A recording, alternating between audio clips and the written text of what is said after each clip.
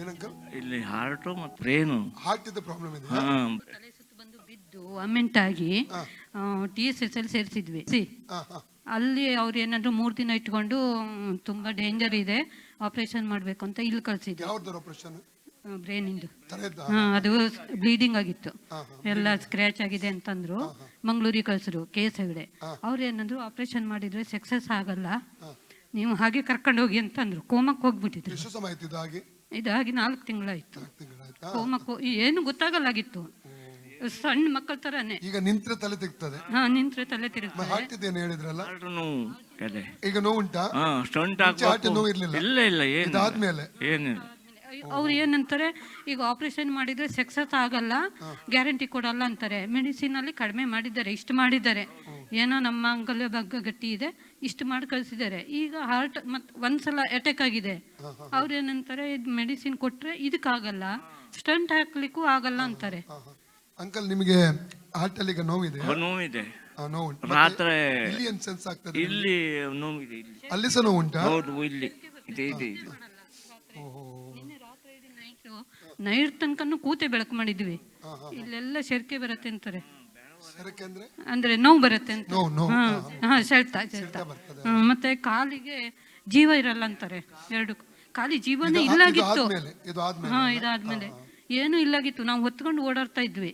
ಈಗ ಇವರು KS ಹೆಗಡೆಯವರು ಇಷ್ಟು ಮಾಡಿ ಕಳ್ಸಿದ್ದಾರೆ.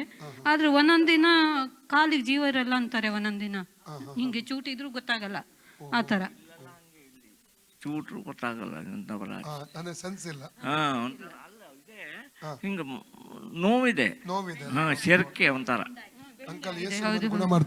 ಶುಗರ್ ಇದೆ, ಮತ್ತೆ ನಂಬ್ತೀರಾ? ಶುಗರ್ ಇದೆ, ಮತ್ತೆ ಶುಗರ್, BP ಉಂಟಾ? BP ಖಾಲಿ ಶುಗರ್ ಇದೆ. ನಂಬ್ತೀರಾ ಅಂಕಲ್? ನಿಮ್ ಗುಣ ಮಾಡ್ತಾರೆ ಸ್ವಾಮಿ, ಮುಂಚಿನಾಗೆ ನಾರ್ಮಲ್ ಮಾಡ್ತಾರಂತ. ಓಕೆ. ಯೇಸುವಿಗೆ ವಯಸ್ಸು ದೊಡ್ಡದಲ್ಲ, ಯೇಸು ಎಲ್ಲರನ್ನು ಪ್ರೀತಿ ಮಾಡ್ತಾರೆ. ಆಯ್ತಾ? ನಿಮ್ಮ ಹೆಸರು ಅಂಕಲ್? ಮಹಾಬಲೇಶ್ವರ್ ಭಟ್. ತಂದೆ ದೇವರೇ, ಯೇಸು ನಾಮದಲ್ಲಿ ಪವಿತ್ರಾತ್ಮನ ಸಹಾಯದೊಂದಿಗೆ ಕರ್ತನೆ ಪಾದಪೀಠಕ್ಕೆ ಬಂದಿದ್ದೇನೆ. ಮಹಾಬಲೇಶ್ವರ್ ಎಂಬುದಾಗಿ ಹೇಳುವಂತ ಅಂಕಲ್ಗಾಗಿ ಪ್ರಾರ್ಥಿಸ್ತೇನೆ. ಇವರ ಮೇಲೆ ಮನ ಮರಗು ಸ್ವಾಮಿ, ಇವರ ಮೇಲೆ ದಯೆ ತೋರಿಸು ಸ್ವಾಮಿ. ಶತ್ರು ಸೈತಾನನು ಇವರ ಆರೋಗ್ಯದ ಮೇಲೆ ದಾಳಿ ಮಾಡಿದನು, ಆದರೆ ನೀನು ಸೌಖ್ಯವನ್ನು ಕೊಟ್ಟು ಆರೋಗ್ಯ ರೆಸ್ಟೋರ್ ಮಾಡುವಂತ ದೇವರಾಗಿದೆ. ಅದಕ್ಕಾಗಿ ಸ್ತೋತ್ರ. ಇವರ ಬ್ರೈನ್ ಕ್ಲಾಟ್ ಅಲ್ಲಿ ಇರುವಂತ ಎಲ್ಲ ಕ್ಲಾಟ್ ಬಿಟ್ಟು ಹೋಗ್ಬೇಕು ಕರ್ತನೆ.